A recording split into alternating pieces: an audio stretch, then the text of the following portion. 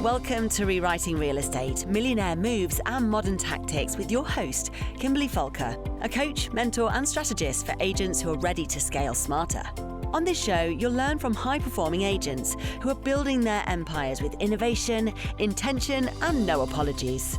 Whether you're an experienced agent stuck at a plateau or a rising star ready to fast-track your success, this podcast gives you the real-world tactics, mindset shifts, and lessons learned from those rewriting the rules.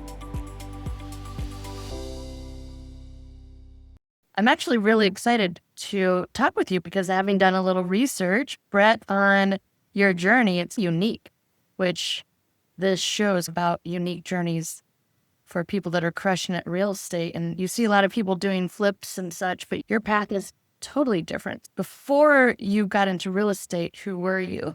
Man, through college, I was waiting tables and trying to become a firefighter, worked on an ambulance, going through paramedic school. And during all of that time, I was doing my first house hack. So my wife and I, freshly married, bought a pretty big fixer-upper and just one room at a time. And Home Depot bought all the materials, big stuff, this house. It actually took us like almost 2 or 3 years because we were broke and just tried to do it all ourselves. And really that got us excited about real estate. And we're like, man, we hate our jobs. We were both working 2 or 3 jobs and was like, I think we could do this again. I think we could flip another house. We actually ended up selling the house that we lived in and had a decent amount of equity. And was like, all right, we are quitting our jobs. We are going all in on real estate. We're becoming entrepreneurs and we're going to figure this thing out. And so that was the catalyst towards getting into real estate. We actually opened a fix and flip company. Oh, cool. And did actually pretty decent in that and grew a team, scaled that, and got to a good place in that part of the journey. Is this out in California? Is that where you're originally from? Okay. Yeah, we were in Orange County in California. Okay. And so used the nest egg from the house we sold to start, paid for a mastermind, have someone teach us.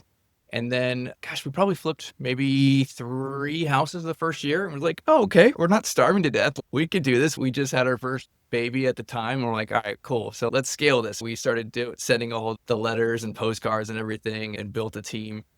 And let's see, we got to a place where we were mostly flipping with a little bit of wholesaling, doing between 35 and 50 flips a year, and built that a team. We did pretty good. We had our own in-house construction team. We had two crews that were running, and we were living in Orange County, but doing all of our flips in Bakersfield, just 3 hours north of there. So I'd have to drive through LA. Why that far away? Because of the opportunity. Man, like Orange County is so hard. So we started in Riverside, doing some deals out there. But honestly, there's so much competition in the greater LA, IE, all that area. So we went over the hill into Bakersfield. And again, this was, I don't know, maybe 8 years ago. It's slightly different now. There's more competition there, but no one was in that market. There was no big fish in that market. So I was like this tiny little fish in the greater Inland Empire area, went into Bakersfield. I'm like, oh, all right. Within a few years was like one of the main buyers in that metro area. And so, man, houses were cheap. We bought a bunch of houses under $100,000. And it was safe because some of the ones I would keep for rentals and kind of cherry pick some great ones there. And it continued to evolve and change and things like that. But we moved away from flipping what year? Probably, let's see, in 2019, we moved from Orange County to the greater Texas, Austin area to get into What made you go there?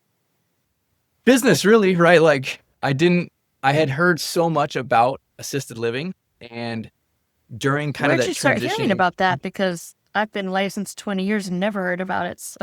Really? Okay. Yeah, Man, that's very unique to me. We had a group home, right? We actually kept a duplex that was a rental, and we're like, all right, let's help some people, right? So we had 9 guys more or less off the streets, and we had a live-in manager, and we take care of these guys, and the county would pay us. And it was more of a passion project, right? We owned the real estate. We had appreciation there, but we didn't really make money necessarily on that. But it was like, all right, here's the 2 things I love is real estate and helping people. So we did that for maybe 2 years. And then the last kind of straw was one of the guys who was in our house. We were taking care of him. He literally stole the water heater for drug money. And then not long after that, one of the guys got high in the house and lit his like little plastic cheap dresser on fire. And it was like, nope, we were done with this. We ended up selling that house, closing that down. And it was like, okay, I've heard The about it. idea is great, but the concept wasn't quite perfect. Let's help people build wealth in real estate, but perhaps not people in getting clean the streets kind of people. Everyone's got a grandma. Let's help some grandmas. And it was, my own grandma was probably 95 or so, 97 at that time. It was like, okay, let's do something that helps my own grandma as well. So that kind of was your concept where you started thinking like, how can you help? Because honestly, it's such a beautiful concept because the assisted living world is so difficult for so many families because of the costs and all of that. And that's really an amazing idea. So you conceptualized it just from your own personal stuff?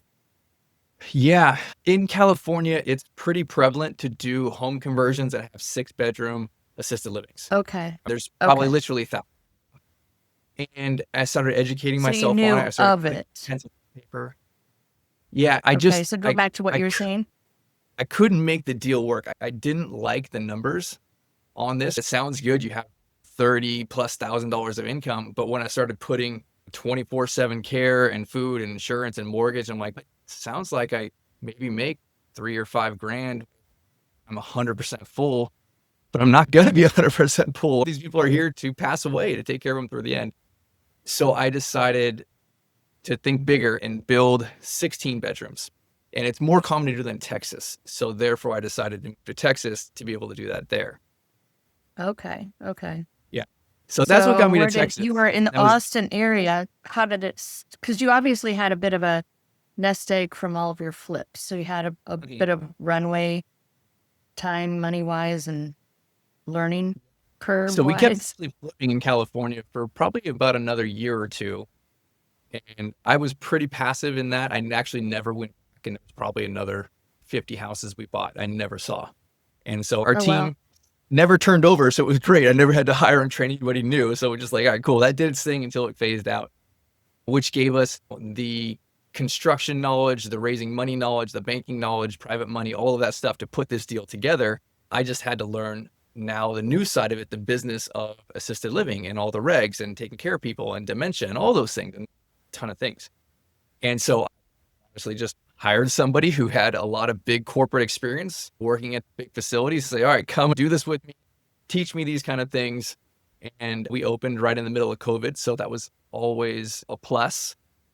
And did the face shields and all the horrible things for a few months until that passed. But yeah, that became our model, is let's do 16 bedrooms, luxury memory care facilities instead of let's do a little 6 home conversion.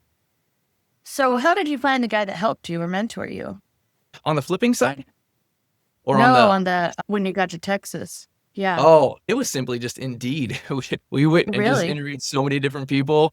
And we hired somebody who was a memory care director at one of the big facilities, put them on salary, and then ultimately ended up giving them profit sharing in the operations company with this whole situation. And really just trial by error, just learned through the hard times. It was at least a year for us, my wife and myself included. My wife took the reins on it to learn all the different things. There's so many scary things if you are not having a medical background. If you're just real estate person, whoa, that sounds crazy overwhelming. Yeah. So your concept, so you chose Austin, why? Or that area, why? It was partly personal, right? Like I wanted to live in certain areas. So we actually were looking to exit California. And so we were really looking at Florida or Texas. And my wife didn't want the bugs or the alligators, so that threw out Florida. And my wife's sister. You never see alligators really, but yeah. Yeah, that she was concerned about it anyways, but it's probably not going to happen. Yeah. But yeah, right. we ended up a lot of people are moving closer to my wife's sister, which was in the Austin area. And we ended up in a smaller suburb north of Austin called Georgetown. And it's fantastic because it's this big retirement area. There's a Sun City here. Again, a lot of people move there. It's 55 plus. And so it's a massive feeder for assisted living and memory care. Their parents. Yeah. But like the 55 plus, they're like in that they have parents and then they're moving into that Yes. stage They're too. bringing Yeah. their 85, 90-year-old parents. When do you guys build the properties, or do you find something and We rehab it to do. make it work? So I guess to continue along that timeline, we opened up during COVID. And so we've been running that 16 bed for more than 5 years now. Since then, we learned a lot of lessons because that was actually a home conversion. And that building's about 6,300 square feet. And then I thought to myself, I was actually looking outside at the house one day and I looked to the next door neighbor to the left and right. I'm like, what if I could buy those houses? What if I could convert those and make my own little street of these things? And it was like, that would be great. But I know that neighbor's not going to sell. This one's not going to work. And then I had this like kind of light bulb moment. I just need to buy my own land and develop my own neighborhood of assisted livings. Well, And that's so brilliant. Wow. it I love that. was, yeah, maybe a year or so after that, I found the right piece of land. So we bought 8 acres, not far away from our current building, and then developed the site plan for this. And we've completed half of the phases. So we built 2 of our, I call them mansions because they're huge, BA, gorgeous buildings. So each building is 10,000 square feet. It's 16 private rooms. We have 16-foot high glass walls across the great room. And we have a chef and we have a salon. We have a library, we have a garden room. It's gorgeous. And so our niche is building the best physical product, the building, and designed for end of life and memory care. And then again, having the best service, because we honestly pay the most because we are again charging a higher amount and it's all private pay. So we built out on that 8 acres, we built 2 of those mansions and they're like next door neighbors. It doesn't feel like a facility where you roll up and there's the parking lot and the red curb. It's almost like we developed our own neighborhood for rich people. Like you don't really know, right? You drive in, it's, whoa, there's a big old house. Whoa, there's another one, right? And on this 8 acres, we'll fully develop 4 of these mansions. Thus far, we have 2 that we have been operating since last year. Now, will each of these 4 have their own like personality? If somebody wants their parent to go somewhere, they want to pick the such and such mansion versus this one? We didn't or do they all that, pretty no. much replicate of each other? They're all pretty similar, but from the concept of they're more next door neighbors. So they actually have different stone that's versus cute. brick, different color roof colors. And then they all literally have a front yard, a driveway, a mailbox. That way you literally feel like I'm sitting on my front porch. There's my next door neighbor house. And actually our land next door to us is a little ranchette with horses. And so you're sitting on the front porch and you're staring at the barn and the stables and you're like, wow, it's like luxury country living because we're just a couple minutes outside of the city, like hustle and bustle. Oh, I love that. Now you have 2 now, but do the 2 properties do activities together as a big whole group or you keep it separate? They're pretty separate because our niche is mostly end of life and memory care.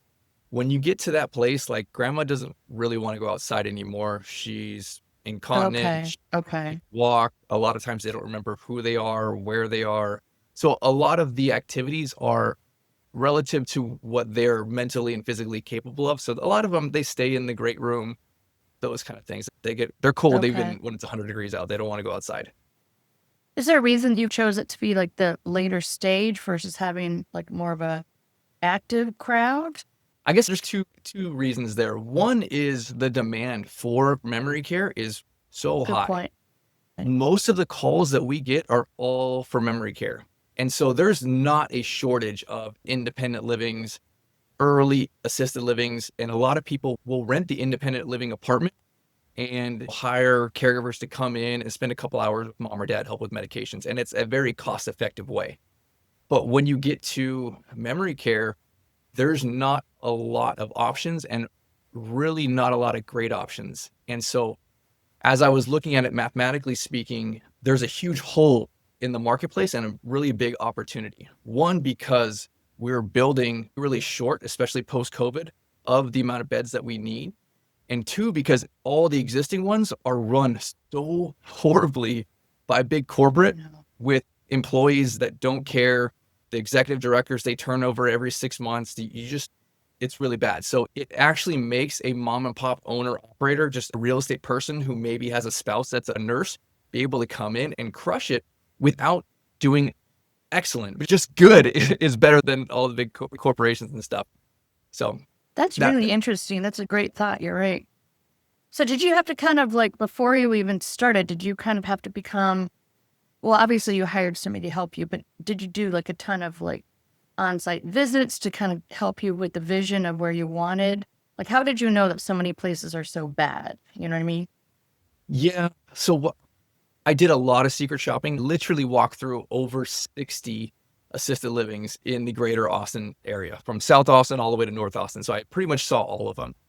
But I think most people just know, right? So many people that I talk to, they are people in middle life to early retirement, and they've gone through it, taking care of their mom, placing their mom. And I mean, I went to the best one, I went to the most expensive one, and it is still so bad. Or some people will say, hey, it was pretty good, but most of it, it's just bad.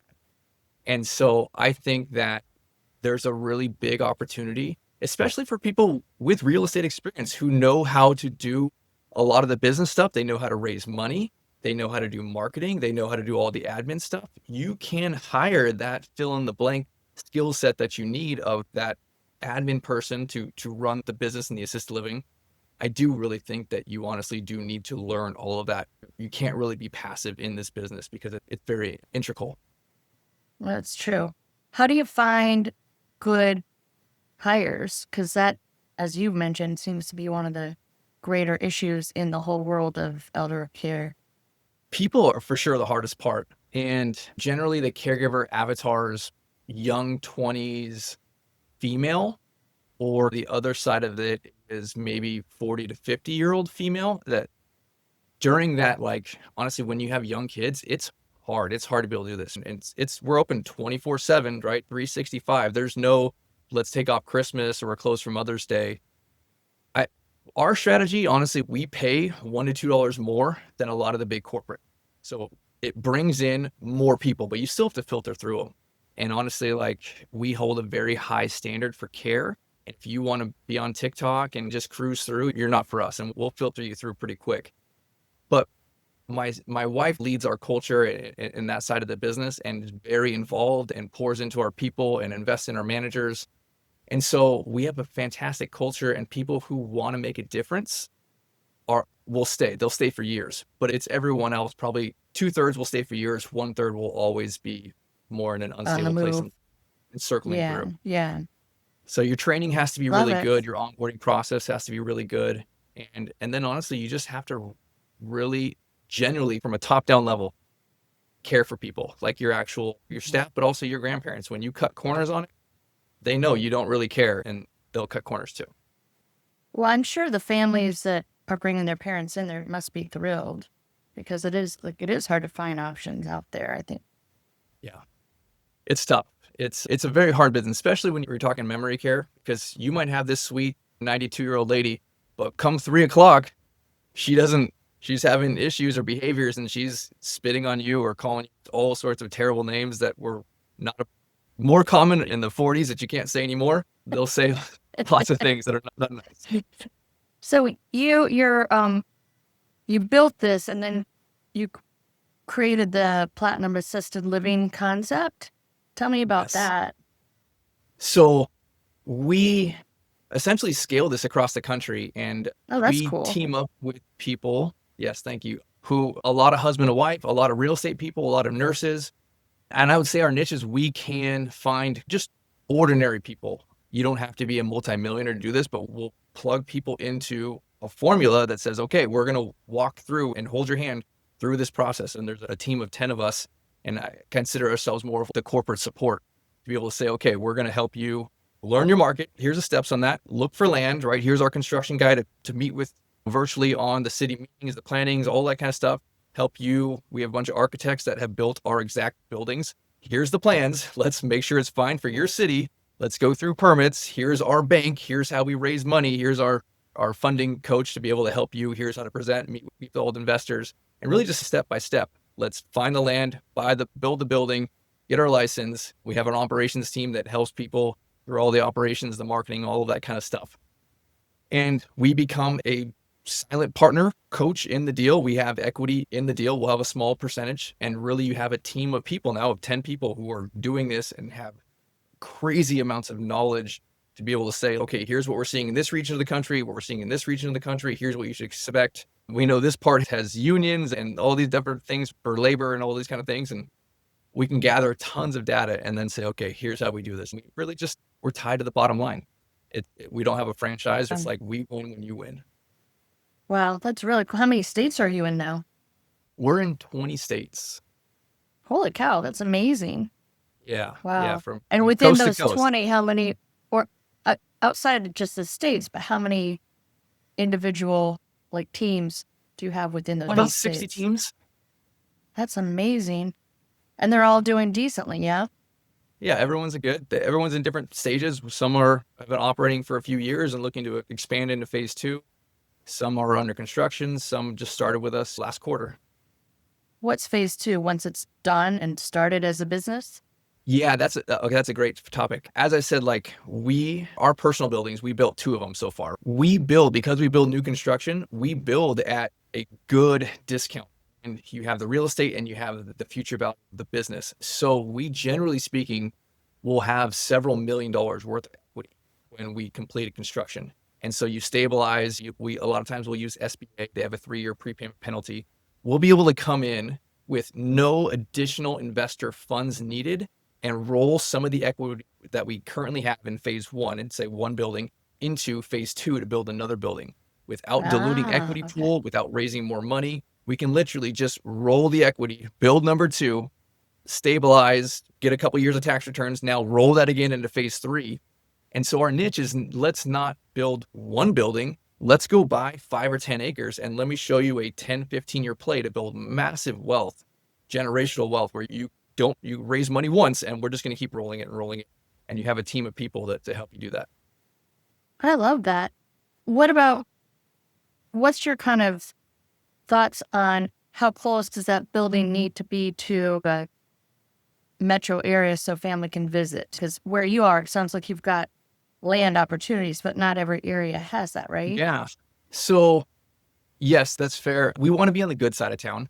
You don't want to be where an affluent customer is afraid to go at night, but you also don't need to be on the main thoroughfare of the city. Our niche is we'll go and we'll build out more of the upscale suburbs feel, or like just outside of the hustle and bustle where you see bigger properties that have a half acre, an acre, those kind of things.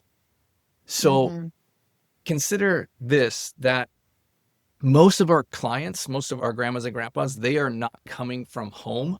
They are going through the funnel of end of life. They're starting in independent, moving to entry-level assisted living, declining some more. And so daughter, who's usually the power of attorney, is very used to the market and the industry and very therefore aware of the pricing, but also aware that good care is extremely hard to come by. So it makes it very easy to say, hey, you know what? I can drive an extra 10 minutes to make sure the mom's getting the best care. And it's actually also very easy to say, I will pay an extra $1,000 a month to make sure that mom is getting the best care. And so you really got to put your care where your mouth is. And this industry is very much reputation based. It is all home health and hospice that go from assisted living to nursing home to memory care to home. And they meet with daughters every week or 2. Here's the new update. Here's the medications. Mom fell last week. Okay, now it's time for the next stage, right? She probably shouldn't be at home anymore. She probably should not be at this independent anymore. This place over here is the best place.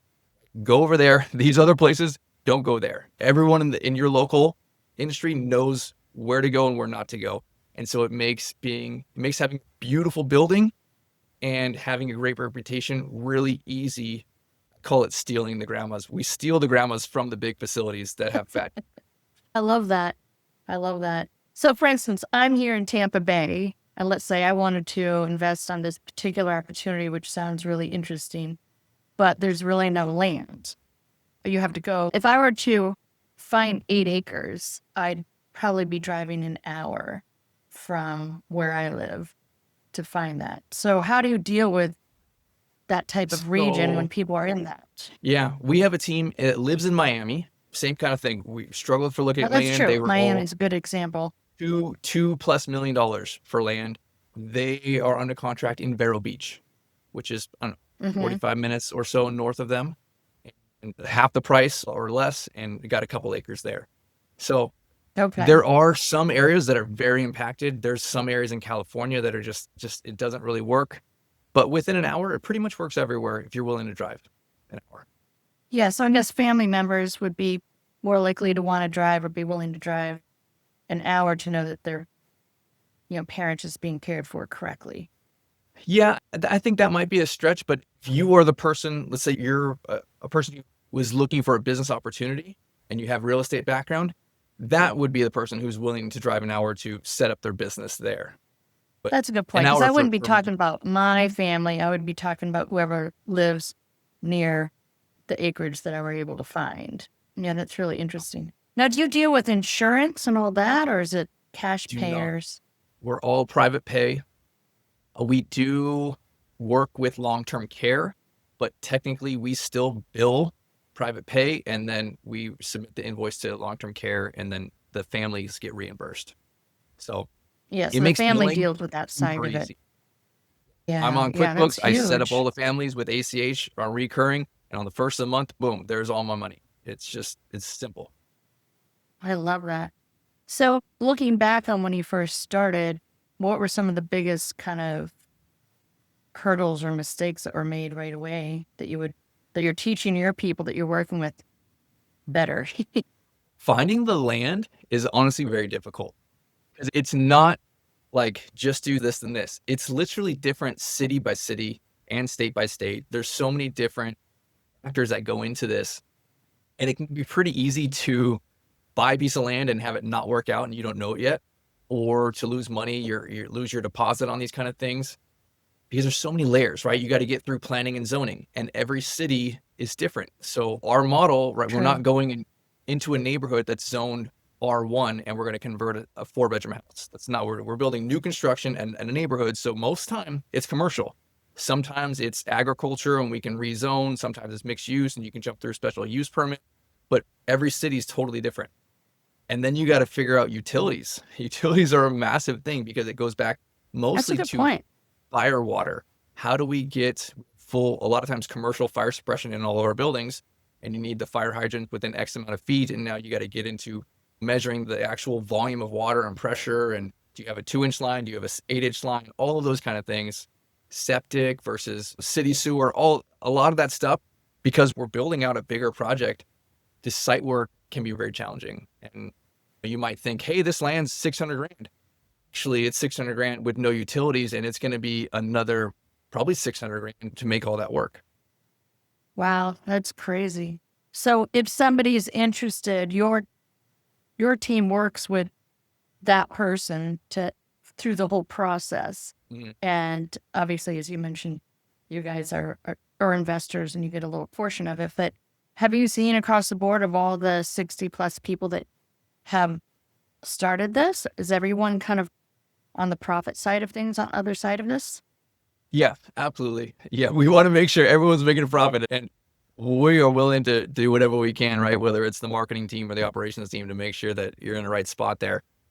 But I think there's really two sides to this, and there is the cash flow, right? We have an active operating business, and I kind of want to stress that because a lot of people with real estate backgrounds, they may say, hey, you know what? I've done an apartment deal or a syndication. This is not like that at all. This is mostly a business opportunity that it makes amazing money, but it is hard. And I went from being a real estate investor to being a business owner, right? I'm there leading a team, Right. hiring, firing, doing all of those kind of things. And so you can make really great active income there. The other side to this is an active business that has a huge real estate play. We're developing this project, and we'll exit this project for a $30+ million sale. And there is massive retirement wealth building on that kind of side while you're still cash flowing really strongly. I really like it for real estate people that have that drive to say, okay, I want something more active, or I've dabbled in real estate and I also have a W-2 and I want to quit my W-2, or my spouse is a nurse or something like that. It can be a huge win-win for both sides of the money perspective. Can somebody do that and still be an active production-focused agent, or is this kind of replacing that to focus on a new business, a new project? It's not like one pillar. It's not saying I'm pulling in wholesale plus doing my regular production plus going into luxury. Like it's not just a new pillar, it's starting anew. Is that what you would say? Yeah, I would say that most teams that are looking to work with us and do our model, it at least one, if it's a spouse or a couple or partners, right? At least one of them is going all in on this full time. Okay. And that's honestly what the banks are looking for. Okay. They're That's going to interesting. they're going to vet you. What is your experience? That's why we come along with on the equity side, because now we become the missing experience. But still, who's boots on the ground? It's a 24/7 business. When crap goes wrong, who's going to show up? That's why it's usually not, banks aren't going to lend to somebody who's trying to do this on the other side of the country or who has a full-time job and who's not looking to exit. That's interesting. So what type of entrepreneur would you say is best suited for your model and the work of assisted living? I see two different avatars, so to speak, that are successful. And lots of people are successful, but these are the two most common. It's usually a real estate person. Some people might be actual professionals. Some people might have just dabbled in rentals or something like that. A lot of people are drawn from the real estate side. And then a lot of people are drawn from the nursing, doctor, that kind of side. You have some kind of experience in medical. And I really think that you have three different roles as you're building out this deal. You have the real estate side, you have the medical side, and then you have the funding side. So the funding investor, that person can be totally passive and silent and be anywhere in the country. If you're the real estate person, you can hire the nursing kind of person. You can hire that person and you don't have to give away equity. If you are the nurse kind of person, you have to figure out how to do the deal structure, raise the money, put everything together. So that's usually a little bit of a hard lesson there. So for nurses, we come in, here's the playbook. We're going to set everything up like this and help you walk through the whole thing. But I really break it into kind of those three categories. And I think that you can be any one of those three and put the other two together to be able to do the deal. And that makes total sense. Yeah. Do you vet people that are interested and say, hate to say it, you really probably wouldn't work for you? Or do you say, let's try, see how it goes? You clearly want a success story with everybody that you're going to spend time and investment of your team into, right? We definitely vet. I would say there's a good percentage of people that we say, hey, this is not the right fit. And I'd say the first hurdle is the funding, right? You don't have to be a millionaire, but you're going to go get a $3 million loan. You got to look good on paper, no bankruptcies. You got to show what's your income, right? And I'm happy to connect you with some of our banks to say, okay, here's what this looks like. Then you're going to have usually probably $300,000 to $600,000, depending on your deal, as a down payment. So what kind of access to capital do you have? How confident are you on raising money? I'm happy to come on investor presentations and talk to your potential investors, but you got to be able to open your mouth, tell people, and all those kind of things, right? So I think those are the kind of first hurdles relating to money. And then, do we want to work with you? We're going to work with you for a long time. It's are really you a an nice important person? one. Yeah. That's huge. You're right. But part of that is, why are you trying to get into this? Because you can be a really smart, intelligent person with lots of money. But if you're not doing this for the right reasons, I honestly believe that you won't make any money, because we legitimately sell love. There are plenty of big corporates that have a huge checkbook that can go build a gorgeous building, and they're 65% occupied because they can't lead a team, because they're doing this for the wrong reasons. They don't care about the care. You really generally need people who have their financial stuff together and want to make a difference while taking care of their family. How often are you on your two properties? Every maybe 2 weeks, something to that effect. What about your wife? Yeah, we do our manager meetings are offsite. So we meet with our managers once a week, and then I'll pop in for the monthly trainings that we do for our team to, again, be the CEO and, hey, I'm here, open transparency. Is there anything going on? Come talk to me, lead the team, show the vision, that kind of stuff. But our managers run everything on all the day-to-day. Okay. So do you know the people that are living in the homes?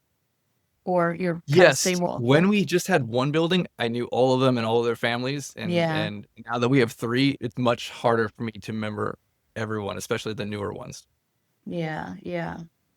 So you speak about getting into something this both for income and impact, but how does it change the lives of not the patients, which obviously it's clear why that would, but for the investor or the people that are the 60 plus people that are using your model? How have you seen that to be a change for them? Really, I think this goes back to it is a business opportunity and it's active, so you can make great money. But I think what other people want aside, there's lots of ways to make great money. But how do you make great money and then work yourself out of the day to day? I think that's why people are drawn to what we do. I can show you here's step by step, right? After about 12 to 18 months of operating this, building a great team, I can show you we've been working roughly less than 1 day a week for a lot of years. Let me show you how to get to that place. And here's all the systems for that kind of stuff. To be able to make really great money, have your time freedom to spend it with your kids and travel. And then honestly, like to feel really great about what you do we're really well known in our community here and we have a great reputation. So when my wife and I go out in the city, it's, oh, there's Brett and Laura. They have the memory care. Oh, we hear all those things, and to have an impact in your community while taking care of yourself and setting up your time freedom is awesome. So when people do wind up participating in your model, are they all called platinum properties, like across the country? No. No. One, because we don't have a franchise, so I can't. We don't share the same. Really, I say, hey, here's the model, and this is how it's successful. But feel free to make it your own. And we have teams that are, say, more faith driven. We have teams that are more Middle Eastern driven, and they have different things that are important to them, and they're able to put their name and their culture and their spin on it, and it makes it real for them. And when it's your own vision that you can copy and paste ours and then just make it your own, it becomes real to people. I love that. I really love that.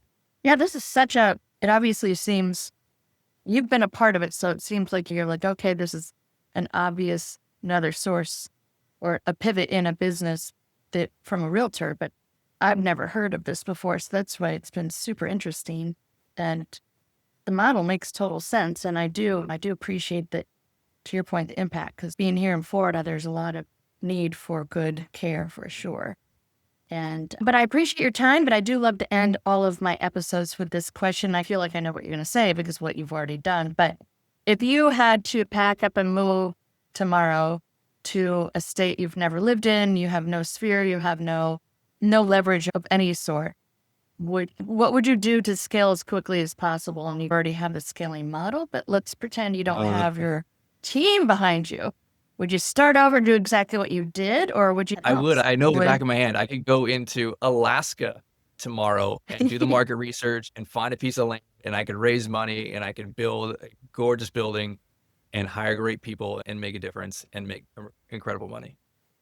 I love that. And, to your point, like every city in every state of the country and every city of every country in the world could use what you're doing. Don't you think? Mm-hmm.